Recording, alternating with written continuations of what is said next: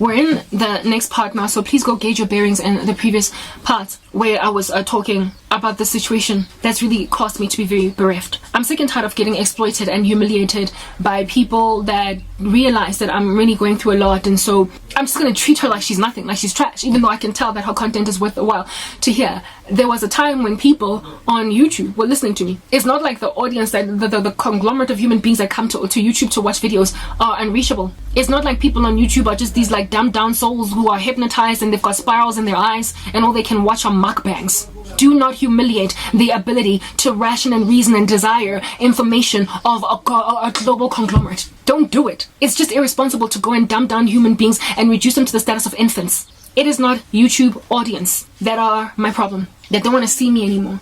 They don't want to hear me. It's YouTube, the big fat chunky tyrannical boss that has decided that I'm not going to be heard. It is TikTok. And this is what I have to say to that. If you are preventing, since I can't preach in Nineveh, not Nineveh, but in Nazareth, which is South Africa. If you refuse that I should reach Americans, people from the Finnish, the Danish, if I can't reach the Nigerians and the Koreans, if I can't reach the like Colombians and the Trinidad and Tobagans and the Jamaicans, if for crying out loud I can't reach the people in Mauritius, in Mauritius, if I can't get to even people in Botswana, if I cannot get to people in Lesotho, if I can't get to people in like Congo, my goodness, it's not I that have made a decision to not try and speak to the Nigerian guy. It's YouTube that has said the Nigerian guy is going to go to hell, Karabo, because they did not hear the gospel that you would have preached. Literally, the blood of the Nigerian dude and the blood of the Haitian girl is on YouTube's freaking hands. And I, for the life of me, cannot understand how such a platform as that can anticipate that they're safe in the hands of a holy God when they are blocking the unreached from listening and when they are blocking a prophet from speaking. How in the world you can be so pompous and so arrogant in this world of companies that rise and fall? How you can be so pompous as to imagine that if you offend and become an affront to human freedom, that you will just continue to stand? I mean, how long did people fight slavery and eventually conquer it? For you to have that data, that knowledge of how oppressive regimes have been brought low, and for you to be that thing and think you're not ultimately going to go, it's to be pompous, arrogant, handed over to that arrogance, to that reprobate mind. You literally have been made as YouTube to believe that you can't be brought low, just like the Titanic. And guess what? I am your freaking iceberg. You're gonna be humiliated, YouTube. Whether or not you're listening to me, I suspect you are. Hence why you have censored me, silenced me, smothered me, like thwarted my ministry. I'm not the only one. Your iceberg that is going to sink your proverbial Titanic are the body of Christ.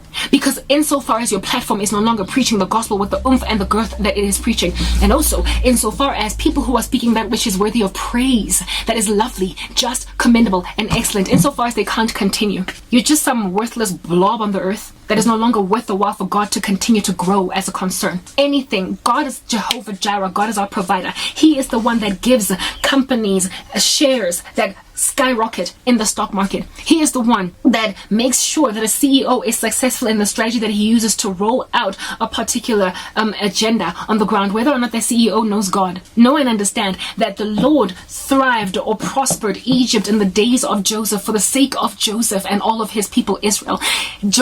Egypt was in and of itself a pagan nation that did not turn its heart over to God, but because they embraced Joseph, they became the wealthiest, most successful and opulent country in the world, and the only one that had water and food during a drought. So the proliferation of companies that are run by unsaved CEOs is not because these people are really good at what they do. It is because what they are running as an organization is beneficial for the general purpose of God. And so he is thriving that organization. So YouTube, as evil as you might be as a conglomerate with your wicked executive suit and your liberal agenda that is silencing everybody if they don't agree with what you have to say, know and understand that in your wickedness you would have been thrived anyway. You can continue to worship your pagan gods. You can continue with your sorcery, your harlotry. You can continue to pontificate mukbangs on your channel and speak about how abortion is excellent. You can do whatever you want, but if you are alongside doing those seedy things, letting the church just do what they want to do, God will leave you alone. But the moment all that people can say is abortion is kosher and the LGBTQIA agenda ought to be proliferated, the moment eating 20,000 eggs is all that you're pushing as entertainment on YouTube, the moment anyone at all with a voice that is different from yours continues to get smothered on that day, YouTube, God will have nothing to do with you anymore because you are no longer pushing his concern. God cares for his name, and that's what he is literally proliferating across the earth. And any structure that does not want to proliferate his name just simply gets closed. Just like that, closed. Like just closed. Because God is gathering for himself a people for his own possession. And so if at all nobody is coming to listen aside of Jesus as he chills in a boat giving the gospel, I don't know, Corazon Bathsaida much, dust my feet off much, I'm getting out because it's pointless and worthless for me to be here. You are a dog and you are a pig, and I'm casting my pearls to you. Constantly uploading content on YouTube is indeed like casting my pearls to pigs and giving what is sacred to dogs, because the audience that ought listen to me is not listening to me because they have been blinded from hearing me. The only people listening to me are those fools at YouTube that have seen it fit to make sure that I go nowhere with my shorts, I go nowhere with my long form content, despite I being so informative. You're gonna be humiliated in the long run, and no, not just for Karabo, but for every last Karabo that you have decided to do this to. You don't get to blog the gospel and just be okay. You literally don't get to do that. So woe to you, Bethsaida and Chorazin, for you have heard the words of Christ, you have heard the man of peace speaking to his disciples, and yet you rejected him. It'll be a better day on the day of judgment for Sodom and Gomorrah and for Sidon and Tyre than it will be for you, YouTube. It's over.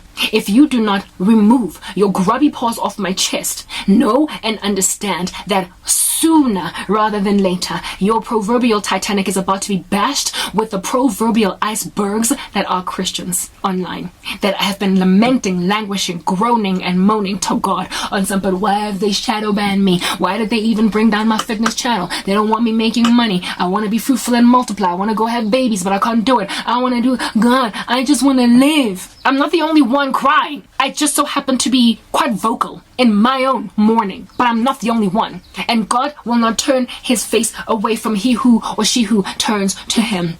The Lord is close to the brokenhearted. He also does not delight in the one who has got a war horse and some swords. No, he delights in the man or woman who fears him, and that's what I am. And according to God, I am planted by streams of water, and I yield my fruit in my season. And so if it appears that I am unfruitful, you are on that day rolling around a travesty that you hope God is just going to turn a blind eye to. You're naive. You're entirely naive. I am exhausted with working with no regard for my content, and so I decided that I'm gonna just start uploading content nowhere else but in my website. The website of which, before me buying a domain, I wouldn't have been able to upload videos on there. I would have to embed them from YouTube. I would have to embed my videos from YouTube. So this platform that does not want me getting heard is the only one that through WordPress I could share my videos. Well, what did God do then on that day? He gave me money so I could get a domain, buy a premium like WordPress account, fix it up, zhuzh it up, and so now there is a possibility for me to upload videos that I can speak all different kinds of what you call heresies and taboo utterings without WordPress making a decision in this premium account, slashing it away, cutting me away, without me being smothered and being told that I am this like naysayer that is spreading all different kinds of gangrenous lies to the earth. I have got a website, you silly buffoons. I have a website. Literally, Neener, I have a website. But I am unable to upload on my website as frequently as I would love to, and so grow my followership. I don't have that many subscribers on my website. I think I just have about 500, but I could grow and prolifically fast if I just uploaded on there as frequently as I upload on YouTube. I am busy using YouTube because it is the most perused platform for videos that exists out there, and I also do not have national infrastructure. This country, in other words, I don't have national infrastructure, do you understand, to enable me to be the writer that I am, that can also upload videos with my writing. Next part.